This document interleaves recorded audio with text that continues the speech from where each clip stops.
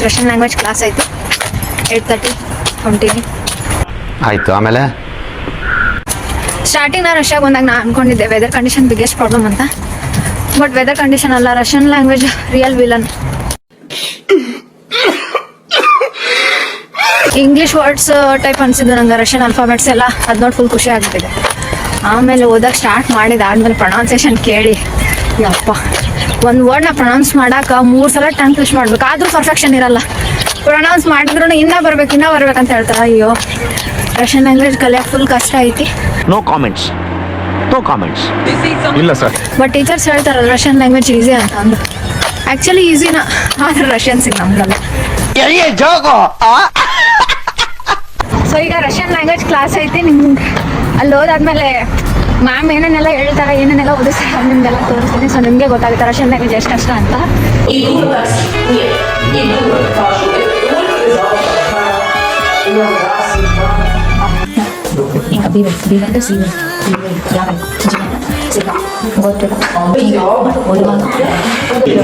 ನಿಮ್ಮ ಅಮ್ಮನ ಪಿಂಡ ಯಾವ ಬೋಳಿ ಮಗನಿಗೆ ಅರ್ಥವಾಗುತ್ತದು.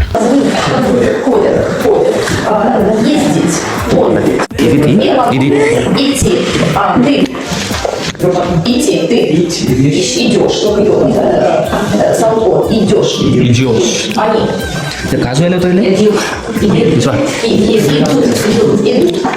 ಕಾಜು ಆಗಿದೆ.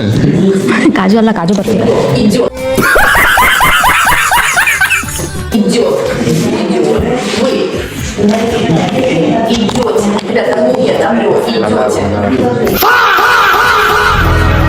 Language guys is very important for living in Russia because you have to communicate with the person because you have to buy.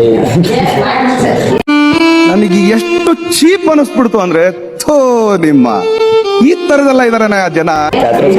And magnet, so you have to learn some basic Russian language. ಎದುರ್ಸಿ ಎದೆಗೆ ಓದ್ಬಿಡ್ತೀನಿ ಮನೆ ಮುಚ್ಕೊಂಡು ಕನ್ನಡದಲ್ಲಿ ಮಾತಾಡ್ಬೇಕು ಹೇಳ್ತಾ ಇದ್ದೀನಿ. ಏನಿಲ್ಲ ಗೈಸ್, ಭಾಳ ಏನು ಟೆನ್ಷನ್ ತೊಗೊಬೇಡ್ರಿ. ಸ್ವಲ್ಪ ಬೇಸಿಕ್ ಕಲ್ತ್ರೆ ಸಾಕು.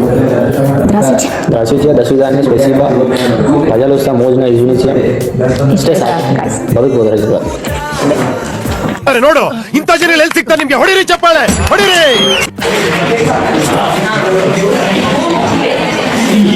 ನಾವು ರಷ್ಯನ್ ಲ್ಯಾಂಗ್ವೇಜ್ ಕ್ಲಾಸಿಗೆ ಇದ್ವಿ.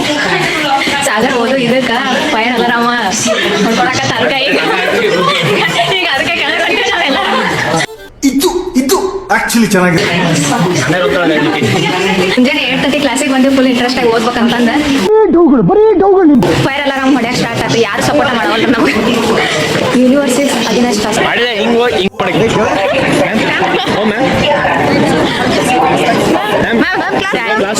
ಈ ರೀತಿ ಓದಿ